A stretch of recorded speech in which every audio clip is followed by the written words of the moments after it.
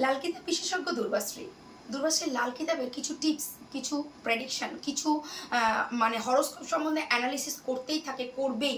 But ইদানিং সনাতনের সাথে এই লাল কিতাবের ওয়ে অফ প্রেডিকশন কিছু ডিফারেন্স হয়ে যাচ্ছে। এই জন্য বারবার বিভিন্ন জায়গায় শুনছি সনাতনীরা এই লাল কিতাবকে মেনে নিতে পারছে বা এর ওয়ে অফ প্রেডিকশনকে মেনে নিতে পারছেন না। অ্যাকচুয়ালি আমি সাধারণ মানুষকে বলবো, আমি তো সায়েন্সের স্টুডেন্ট, সুতরাং সায়েন্সকে অ্যাপ্লাই করা এবং প্রেডিকশন কতটা মিলছে তার ওপর কিন্তু আমি প্রেডিকশনের নির্ভরযোগ্যতাটা মনে করি।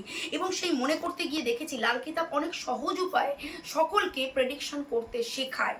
আমি সনাতনকে অবশ্যই শ্রদ্ধা জানাচ্ছি, ওটাই আমাদের পুরাণ, ওটাই আমাদের অরিজিন, ওটাই আমরা, ওখান থেকে আমাদের শুরু।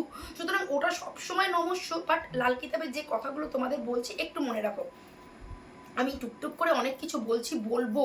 তোমরা হরোস্কোপে দেখো, যদি লগ্ন থেকে 6 হাউসের মধ্যে কেতু অবস্থান করছে আর 7 থেকে 12 হাউসের মধ্যে বৃহস্পতি অবস্থান করছে, আর কিচ্ছু দেখার দরকার নেই। 100% বৃহস্পতি শুভ ফল দিতে পারবে না, বৃহস্পতি খারাপ। সেখানে বৃহস্পতি যদি কর্কট রাশিতে উচ্চস্থ হয়, তুঙ্গস্থ হয়, যদি হরোস্কোপে বৃহস্পতি স্বক্ষেত্রস্থ হয়, যদি বৃহস্পতি হরোস্কোপে 1 থেকে দ্বাদশের 7 থেকে দ্বাদশের মধ্যে থাকে এবং লগ্ন থেকে 6 মধ্যে যদি কেতু অবস্থান করে, সেই জাতক বা জাতিকা লাইফে সাকসেস হতে পারে না। সেই জাতক জাতিকা, এমনকি বৃহস্পতি যদি দ্বাদশে থাকে, শোনা গেছে সেটা ভালো ফল দেয়। বাট সেক্ষেত্রেও যদি কেতু 1 থেকে 6 মধ্যে থাকে, সেই জাতক জাতিকার সাইনাসের প্রবলেম, স্কিনের প্রবলেম, ইরিটেশন, এবং তাদের লাইফে সাকসেস থাকবে না। তারা অন্যের জন্য, ফ্যামিলির জন্য অনেক কিছু হার্ডলি করতে চেষ্টা করলেও আলটিমেট ফ্যামিলির প্রতি তাদের কোনো কন্ট্রিবিউশন থাকবে না। সাকসেস হওয়া লাইফে প্রবলেম।